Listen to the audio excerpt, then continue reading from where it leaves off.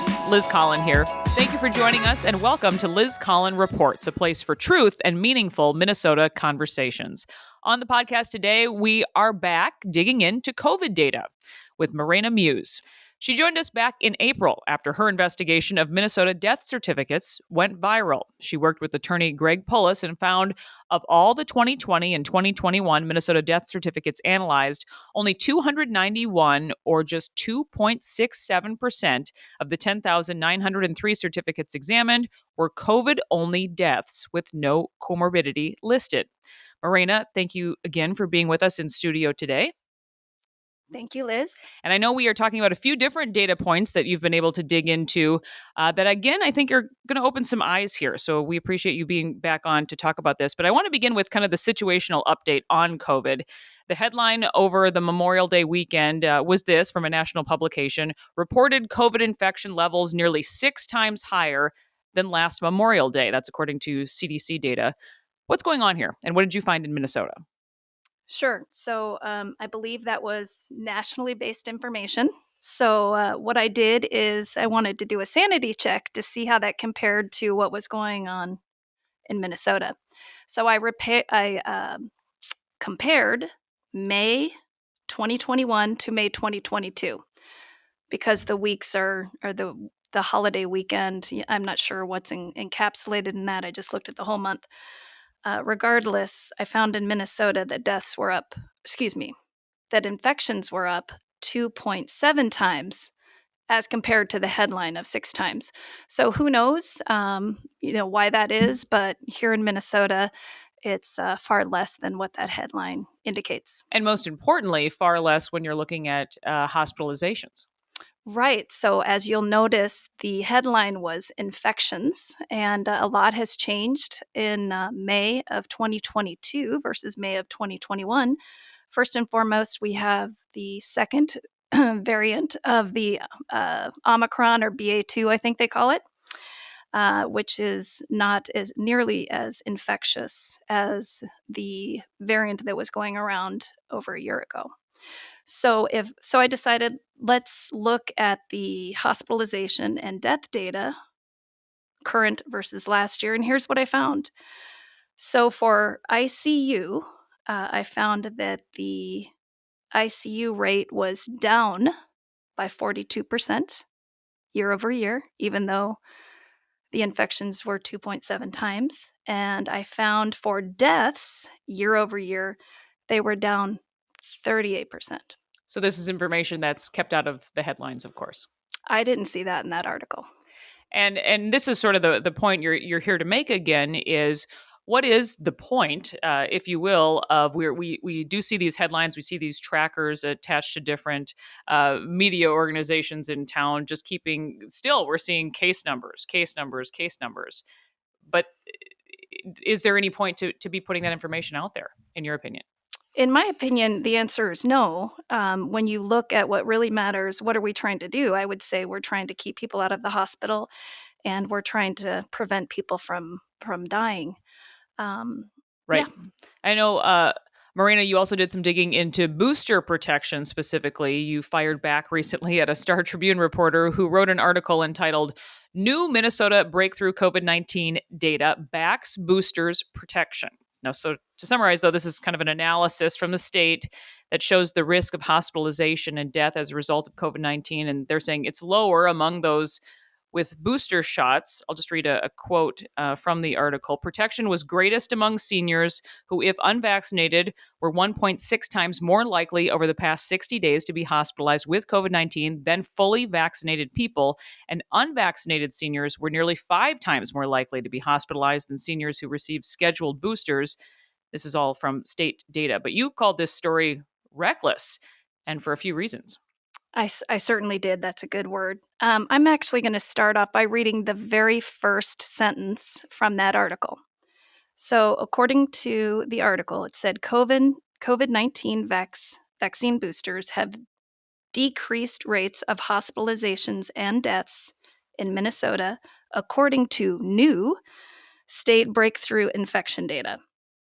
With that said, I want to summarize or read a quote at the end of the article, which was buried at the end. And actually, I didn't even notice it the first or second time I read it, but I think it's important and critical to put this into context. It says doctors are reporting that more COVID hospitalizations this spring involve patients who were admitted for other reasons and only discovered their infection upon routine testing. So I started thinking about that a little bit, and I was curious what the hospital admission policy was. What's the testing policy when people come to the hospital? What really got me to thinking about that is someone close to me was in the ICU recently, about a little over a month ago, and that person was indeed boosted. And I called them up and said, just curious, were you tested for COVID when you went to the hospital? The answer is no.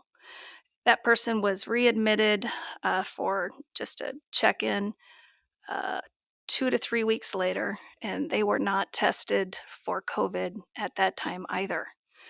So I went ahead and I started looking for the hospital's vaccine testing policy. And you found a lot of differences. I mean, North Memorial, I know you pointed out specifically. Yes. So the hospital this person went to was actually North Memorial, and I found their policy. I just searched for it on the internet, and in their policy, it says that if you are vaccinated, they won't require testing upon admission. But if you are unvaccinated, that they will test people upon admission. So this is one of the points where I thought this article was very reckless, and I shared with the author that had he checked into the policy, and he didn't respond to me. But if you tested all people, I think that would change the statistics just a bit, especially when you refer back to that last line that I read, or the one I quoted near the end of the article, which basically says people are incidentally testing upon admission. And that would be a statement primarily of the unvaccinated, coincidentally, because we're not necessarily testing the vaccinated. And you get into the numbers according to the Minnesota Department of Health's age adjusted data. So this is Mhm. from May 1st, but these aren't really that large of numbers to really draw conclusions from. They're not. And they're basically not. Let me share. I think maybe I'll shift a little bit instead of focusing on the numbers, because I think that this is all. I mean, we're talking about. I should just quantify. We're talking about a few hundred people. That's it. Yes. But something interesting to notice is that the vaccine, according to studies that are peer reviewed these days, is waning after only 8 weeks. So, if you put that into context, and if you look at the period of time that the author reviewed the hospital admissions and deaths, etc., it was over the last 60 days. So I would imagine that in another 60 days that we would start seeing that change, unless there's a fourth booster and fifth booster, etc. So, as you point out, if the vaxxed are not tested for admissions to hospital, both hospital rates and death rates for the vaxxed and boosted will be lower. Precisely. And I should ask too, did you hear back from that reporter? I did not. And the thing is, we're all trying to get this information. People are still wondering, how long will boosters last? When do they wane? And those are the questions we really still don't have answers to. That's correct.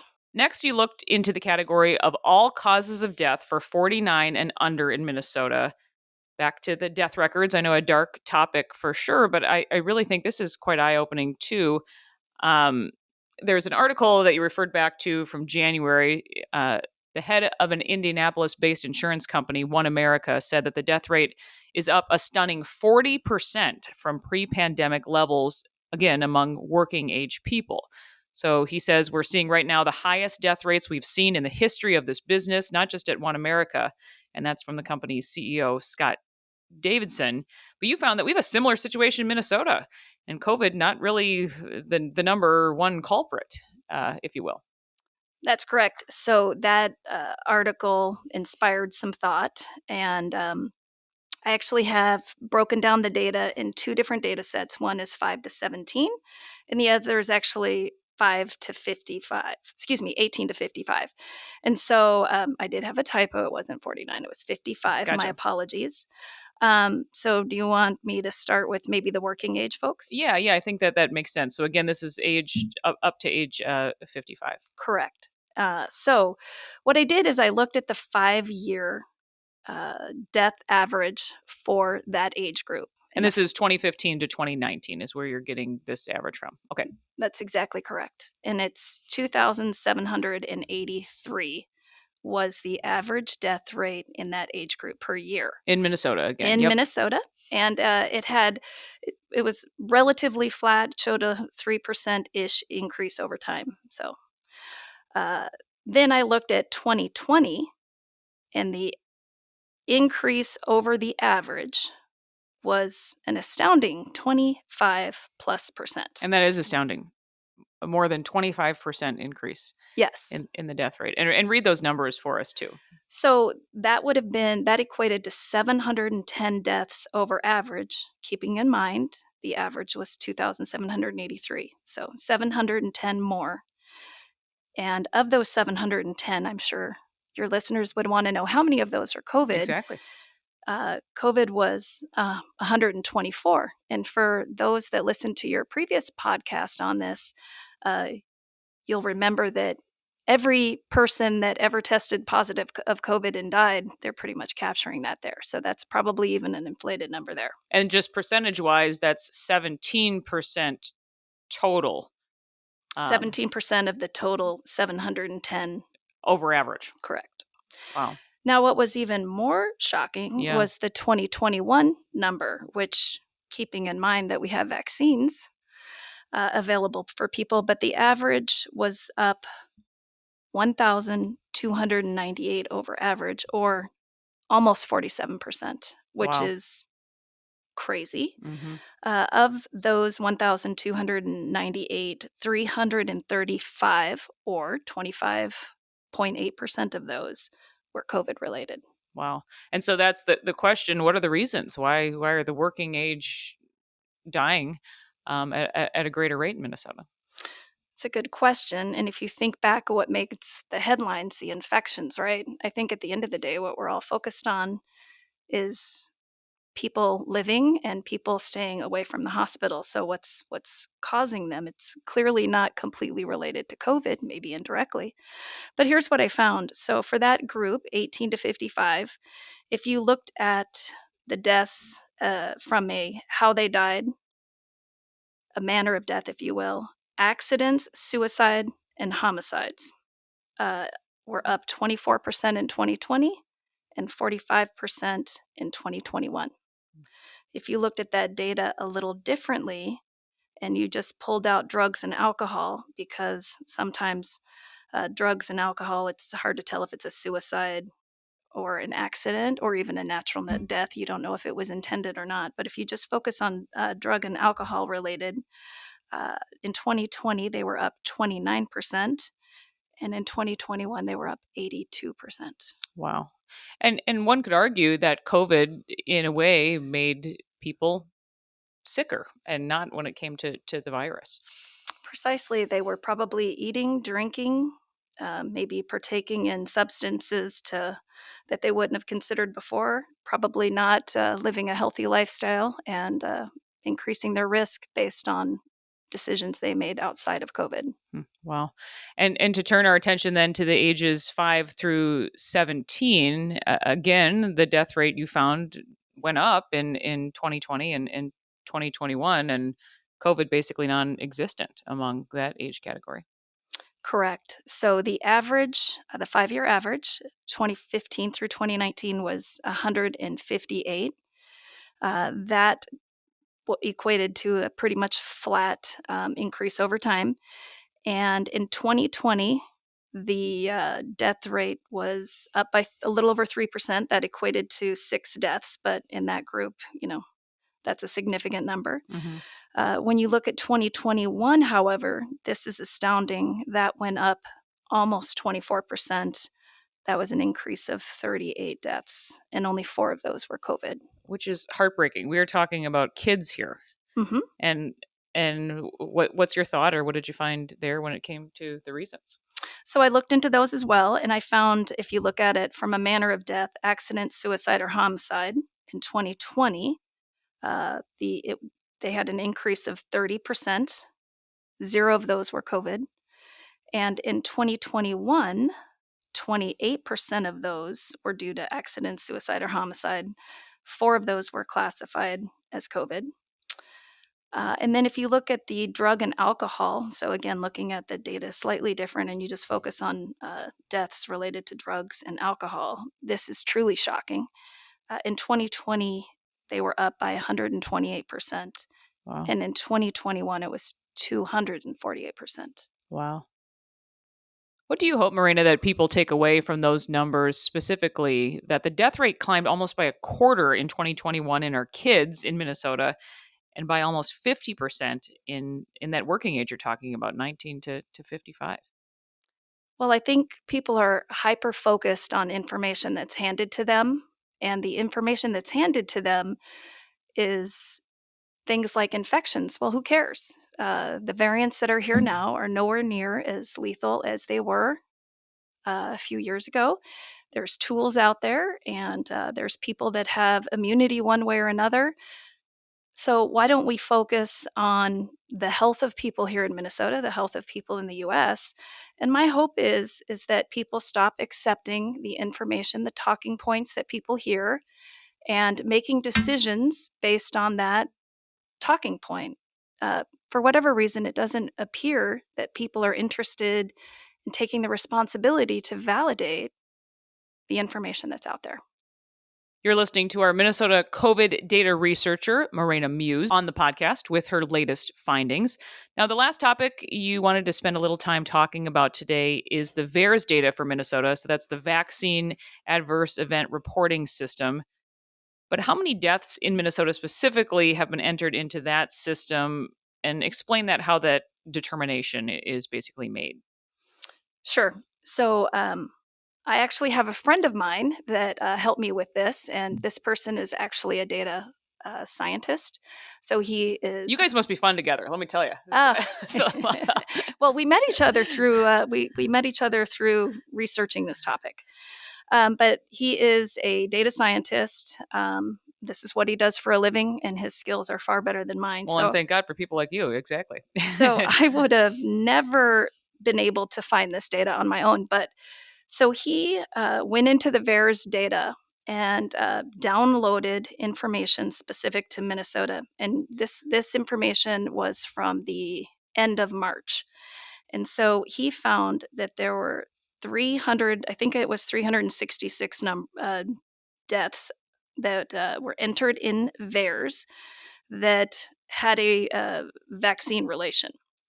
And so we were talking, and we decided it would be interesting to see if we could match those deaths from VAERS to the death certificates in Minnesota. Right, to see, how is that being reflected? Sure. So interestingly enough, in VAERS, in most cases, there is a birth date, and a death date. So if you take that information, you compare it to the records, and then you can just pick information and you can validate, I'm pretty darn sure that these are the matching records.